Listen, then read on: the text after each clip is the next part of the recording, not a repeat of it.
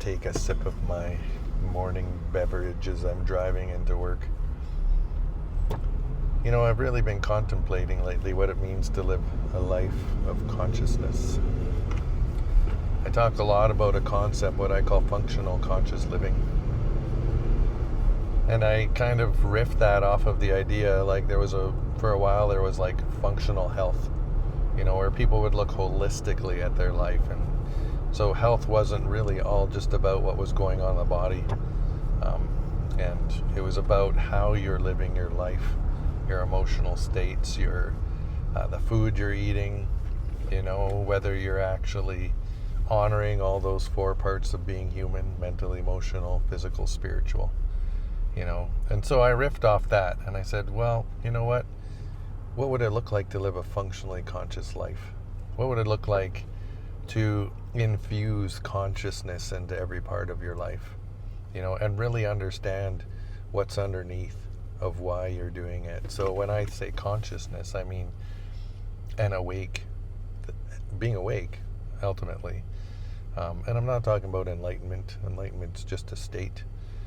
I'm talking about being actually awake and aware, understanding why you make the choices you make, and actually beginning to, instead of reacting, instead of acting on those unconscious biases and unconscious beliefs we might have, actually choosing our lives, actually choosing who we want to be moment by moment by moment in a conscious way, you know, not saying we're one way and then, you know, acting another.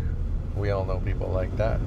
That's not a criticism. That's just the way where some people are at in their life.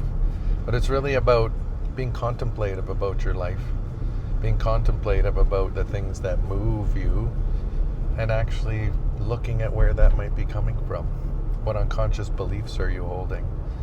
You know, ones that were given to you, ones that you took on, ones that you were told you need to have, and maybe even ones that you pick and chose out of your experience of your life.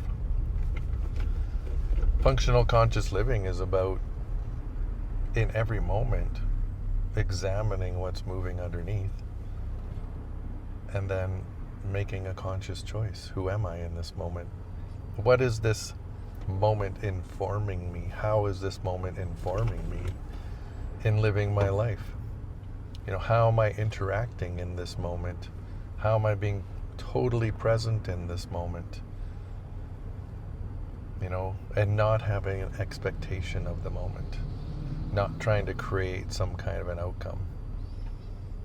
Well, I guess you could do that if that's really what you want to do, but that goes back into, you know, the service conversation and being consciously aware of why you're doing what you're doing. A lot of the times we're operating in an unconscious, selfish place.